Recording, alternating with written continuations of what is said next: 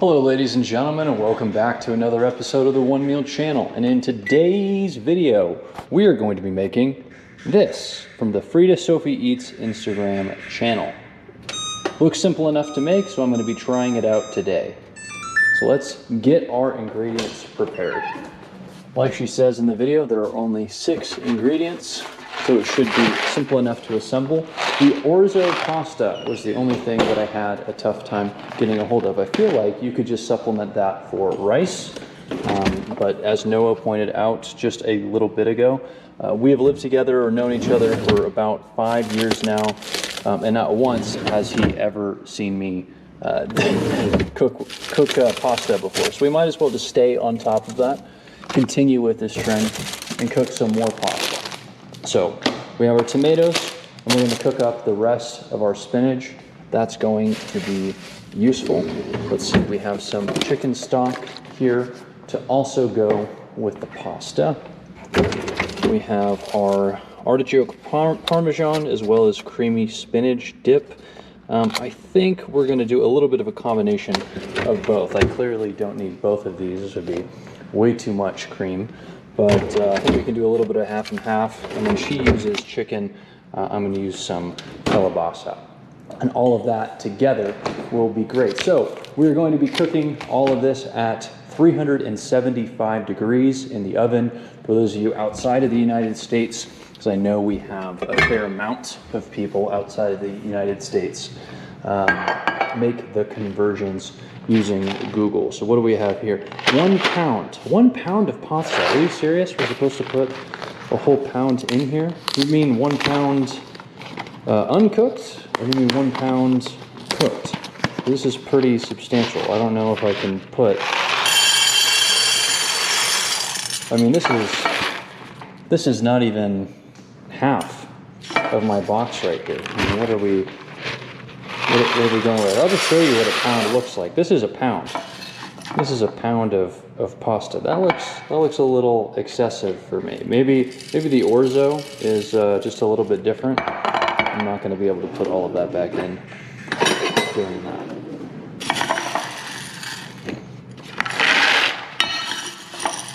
We're going to put a good majority of this back. I think like maybe a cup of rice would go well, but obviously the rice is going to expand a lot in here, so I'm not going to use it. Oh, and by the way, if you hear that noise, longtime viewers of the channel know that my roommate Noah posthumously works in the garage very hard right about when we're done with work. So he has started that. He's working in the garage. So if you hear crazy noises in the background, that is what you're hearing. He's working very hard. So I think just a little base of pasta here will be good. We'll immediately switch into our spinach. Might even work best if we put our spinach, as the base. I don't think it'll matter too much. I need to use all of this spinach up, so this is not going to turn out like the Instagram reel. We want to use as much of the spinach up, and everything at the bottom I think is a little bit too dangerous for us to be using. So we've had that for about 3 days. We're at the maximum amount I imagine that we can use it for. So next we'll go in and grab our tomatoes. Here we are. Our tomatoes will go over here in the corner. And before I get too ahead of myself, I remembered, I'm sure all of you have made this mistake before, and I'm not the only one. I have something in the oven that needs to come out. Otherwise, we're going to have a big issue here. Yes. Hello. Hello, massive cast iron plate that I use more than Noah, but this is Noah's. Okay, let's move on. So we have the pasta here at the bottom. We have our spinach and we have our tomatoes. Let's grab a cutting board, put a little towel down to keep it from shifting around on us, and a knife to cut up the whole thing into little pieces. So here we go, that should be a pretty significant cut to get the whole thing out, very nice. We'll go and start cutting this. Good. It's nice big pieces. We're going to cut up the whole thing. I don't know if I'm going to eat all of this myself.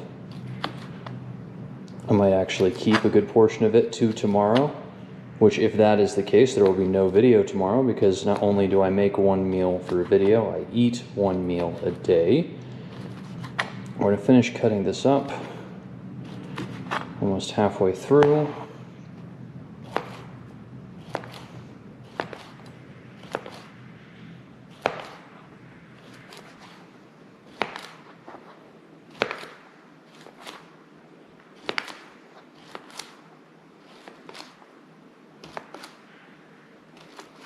Pulling our last cut right here. I'll just confirm that I got a nice solid cut on all of these. These are all separate, none of them sticking together with one another. There we go. Break some of those apart. Good, good, good, good. We'll add this right here into our other corner. Very nice. Honestly, that's going to take up a whole side. All right, and finally, we're going to go into our dip. So I wanted to get a spinach artichoke parmesan dip, and unfortunately, we only had half of each. So we're going to put 1/2 of each into our meal. So we'll take this, nice big scoop. Someone says you only need 1 scoop of dip for your meal. Your chips, there you go, 1 big scoop. That'll work good. We'll take our creamy spinach now.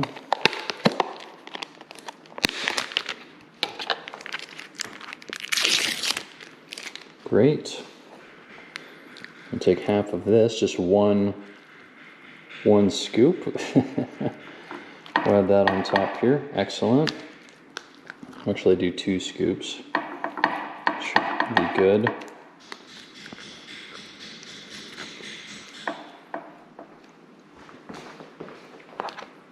Great, and some of you are probably going to hate me for this, but I just never use this type of dip. It's not a big deal for me, and I like artichoke and spinach in and of itself. So I'm just going to add this to one another so that I have a whole other container for myself. I'm going to mix this together.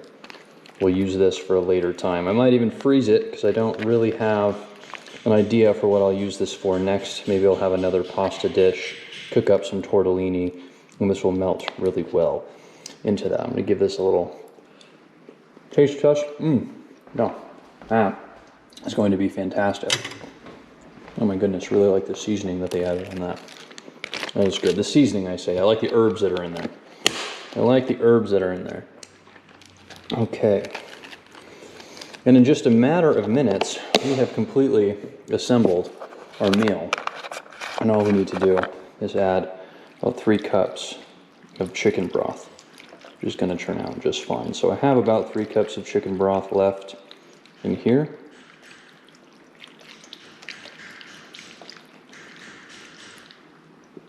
Which is great. There's no need to cover this. We'll simply leave it as is. Put it into the oven, like I said, for 30 minutes and take it out and we'll give it a taste test. And in the time that it's taken me to assemble everything, our oven is coming very close to that 375 degree mark.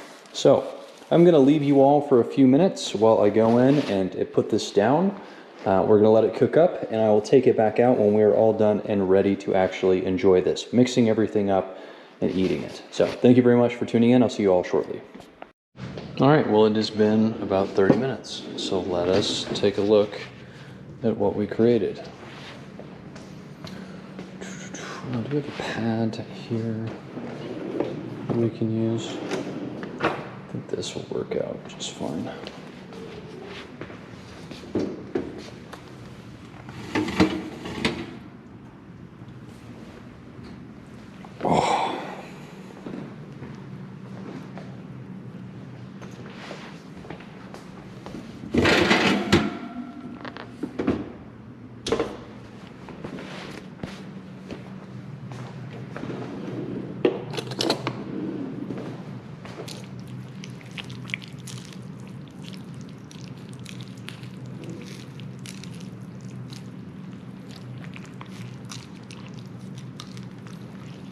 And it looks like I might have added too much broth to this or not enough pasta. Which, if it's the case, it will just thicken it up. It'll just take an extra step or two. Pasta looks good though.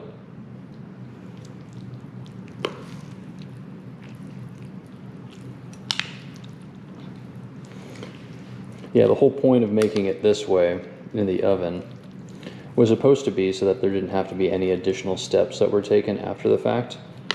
But I'm probably going to have to put this on the stove and simmer it down for a little bit. And if that's the case, that's not a big deal. We'll do that.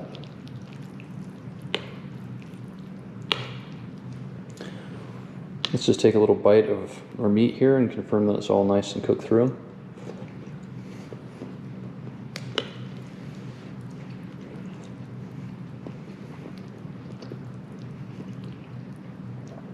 Yeah, it absolutely tastes good. So let's get this rendered down a little bit more and just simmer it, and we'll come back here just a couple minutes later. Okay, so we've reduced it down and we're left with this creamy artichoke spinach dip pasta. It looks pretty good. I see a couple of spots where the moisture from the stock, has separated from the dip. So we're just going to incorporate that into itself. But all in all, I think this turned out very well. Although I did need to end up cooking it into a pan, which if you have to cook it in the pan, why did it even go into the oven anyway? This is not a reverse seared steak. But some of the tomatoes, collapsed in on themselves, which led to like a really, other ones have kept their shape. So I like it when the tomatoes are like cooked extra thoroughly through. We could have added sun-dried tomatoes to this. I think that would have been even better if we added it into the pan. But this is way too much food for me to consume in a single meal. So clearly this is going to tide me over for at least 2 days. I think that's enough stirring so far. Because of that dip, I think everything is flavored and seasoned really well.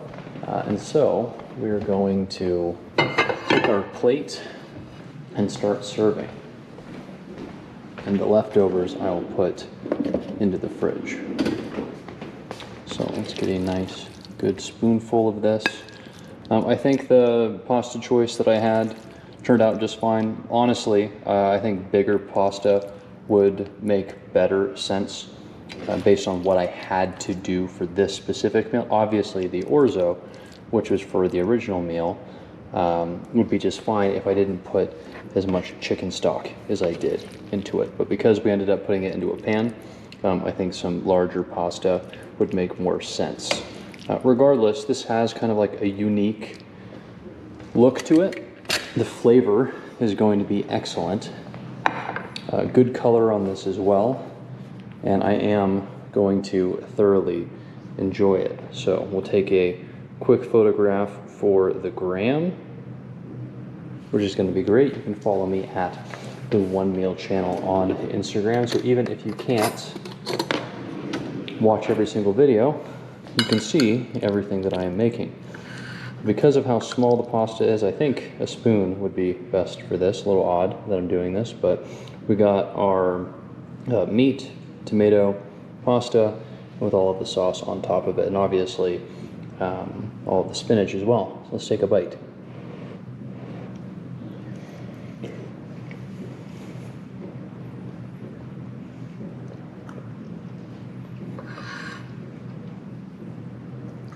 That is actually really good. I really love the tangy flavors from the artichoke dip incorporating in with the spinach that we have as well. So we are not just using dip, we have our own spinach. The tomato as well is kind of like this sweet tomato that's been cooked and rendered down for about a half hour.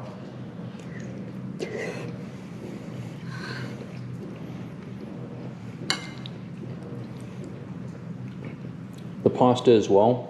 Usually you would cook your pasta al dente and then finish it up. But because of my little mishap, the pasta is cooked a little bit more thoroughly than I usually would have. What this has resulted in, though, is that it's taken on the flavor of the pasta sauce, which in this case is the dip, really well. It's also being captured really well inside of the little small holes and openings that are there. So every single bite is just packed full of flavor. It's like I'm actually eating scoops of that artichoke dip with every single bite, but I'm getting more sustenance with the meat, the tomatoes, and the pasta. So it's like I'm making a meal out of that dip itself, which is actually turning out quite nice. We'll take another bite of this.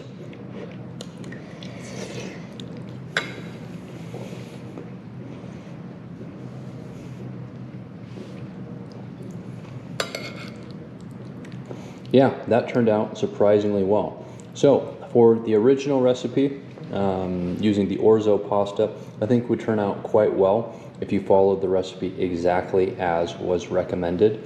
But because I switched up the type of pasta and I added too much of the broth, I needed to render all of that down and add a little bit more of the dip back in order to get to this shape.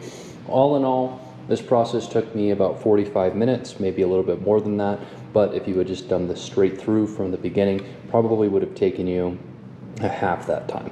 All in all, I'm really happy with this. I'm going to enjoy it, but there's no way that I can get through all of this myself in a single meal. So that means no video tomorrow. I'm going to be eating this tomorrow. We will return back here on Sunday with a new video. Feel free to follow me on Instagram, like I said, to send me your suggestions of what you think I should cook next. Send me any videos that you think are relevant, and I will try them out. So, thank you very much, as always, for your contributions. I love making these videos for you guys, and I will see you all next time. Bye.